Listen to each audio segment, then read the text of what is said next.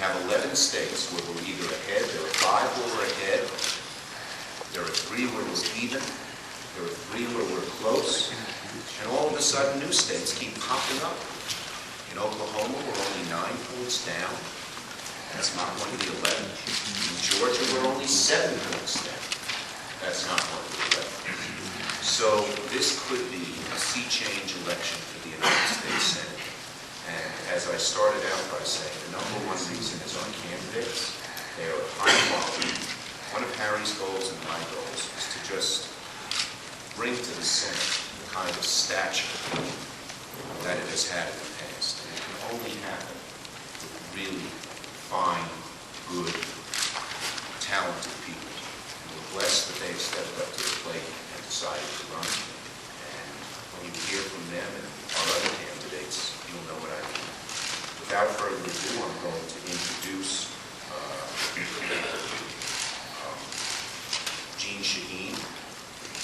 Jean, as you know, was governor of New Hampshire, did a great job, as I mentioned, had a great career in academia, left because she felt the need to help her state and help her country.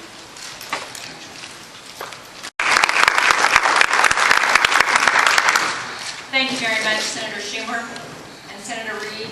Thank you both for what you do for America and for all the help that you have given to me as a candidate running for the Senate. Excuse me.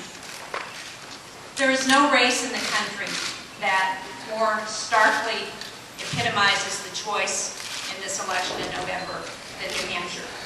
John Sununu, my opponent, has been labeled the most vulnerable incumbent in the United States Senate. And this race is a choice about whether we're going to continue with the same policies that we've had under George Bush for the last 8 years, policies that John Sununu has supported 90% of the time, or whether we're going to go in a new direction, a direction where we have an economic strategy that creates good jobs for people. And we have a new energy policy that gives us energy choices and moves us towards energy independence, that gives us health care and lower health care costs for people who are struggling. It's about whether we're going to bring our troops home from Iraq. And the issue that I just wanted to focus on this morning, because it shows so prominently the failures of the Bush-Sununu administration, is the challenge that we are facing in New Hampshire and in the Northeast, trying to afford home heating oil this winter. You know, in New England and in New Hampshire, we are at the end of the oil pipeline. We have almost 60% of our residents in New Hampshire who heat with heating oil, and the costs are unaffordable this winter. So we are concerned about whether people are going to be able to afford to stay in their homes, about whether they're going to be able to afford to heat their homes or pay for food, pay for prescription drugs. This is a very real issue that is affecting people because of the failures of the Bush administration.